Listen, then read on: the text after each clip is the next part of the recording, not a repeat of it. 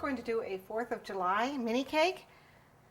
I'm going to start with blue, and I have already measured my acetate to make sure it will go around my 4-inch cake that I have. Now I'm going to be doing red, white, and blue, so I want to make sure that this is nice and high, and I'm going to do it kind of in a weird way. I'm going to do multiple wraps, so it's going to go against the bottom, but at the top it's going to kind of wave. So I'm just going to sit here and play with it with my spatula. Kind of make some waves, like so.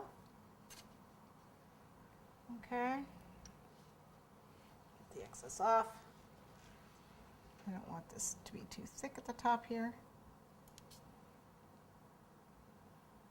Okay. I don't want anything funny looking up there. All right. And what we need to do is let this set up. It's a little thin, so I'm just going to make sure I got enough chocolate on it. Don't want it too thin.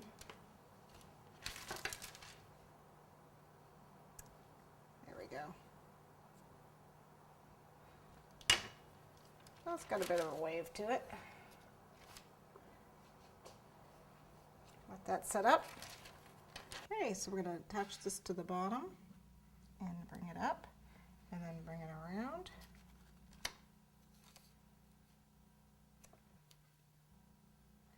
And you notice that this is quite long.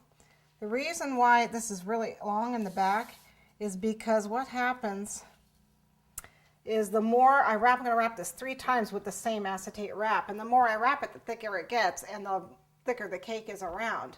So eventually this wrap will actually just meet at the bottom when I come to my 3rd time. But looks like we're here. You got to make sure, or you want to make sure that your dips don't get too low for the cake to show through. I didn't worry about it for mine because I'm actually going to be putting some whipped cream on the top with some strawberries to continue my red, white, and blue theme.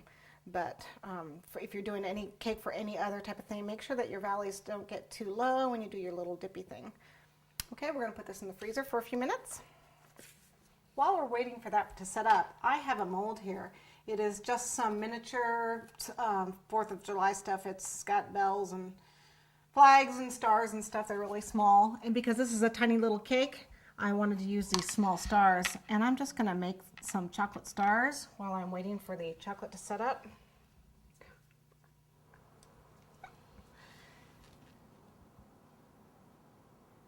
So you just put a little bit of chocolate in.